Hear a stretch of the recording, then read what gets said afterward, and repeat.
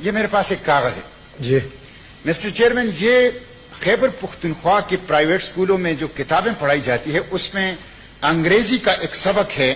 7 foolish مین، اور یہ 7 foolish مین کہا گیا کہ یہ بنیر سے تعلق رکھنے والے تھے۔ جی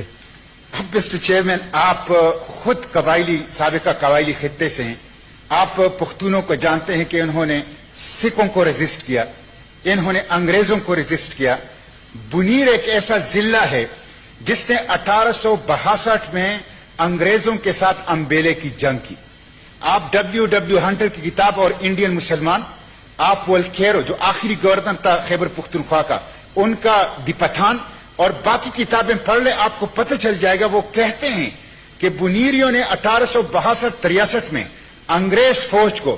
جس کے سلطنت میں سورج غروب نہیں ہوتا تھا، جس کی سب سے بڑی آرمی تھی، اس وقت کی جدید ترین اسلحے سے مسلح تھی، ان کو 2 مہینے تک امبیلے کے اندر روکے رکھا۔ اور انگریز کہتے ہیں کہ جب ہمارے گنز فیل ہو گئے تو ہم نے گولڈ استعمال کیا، کچھ خان خوانین کو خریدا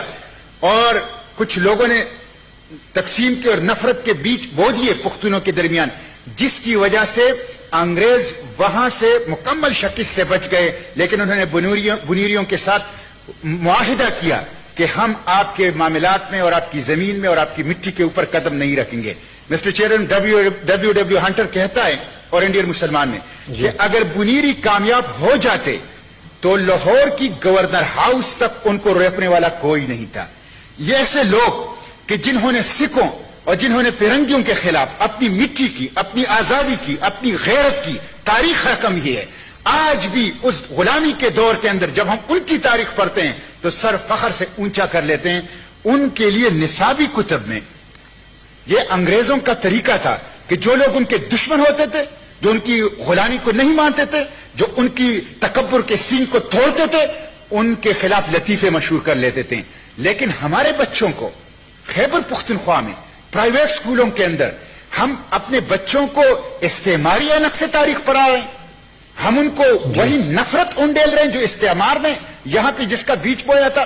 اور ہم اپنی غیرت کی اور بہادری کی اور آزادی کی اور حریت کی اور قربانی کی وہ تاریخ اپنے بچوں کو نہیں دے سکتے۔ یہ شرم کی بات ہے، یہ حکومت کے لیے شرم کی بات ہے۔ میں کسی پہ الزام نہیں لگانا چاہتا مسٹر چیئرمین،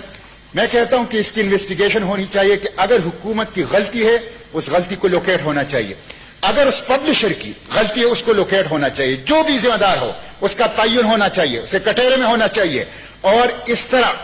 ایسے آپ کو پتہ ہے کہ بنیر پیر بابا کی سرزمین ہے اور تصوف کی سرزمین ہے، اور ان کی وجہ سے مالکان ڈویژن اور خیبر پختونخوا میں اسلام کی اور تربیت کی اور تزکیے کی روشنی پھیلی ہے، وہ جہاد کی، وہ حریت کی، وہ آزادی کی، وہ پختون روایات کی سرزمین ہے۔ اس لیے مسٹر چیئرمین، اس کی انکوائری ہونی چاہیے، یہ کس کی غلطی ہے، کس کی کمزوری ہے،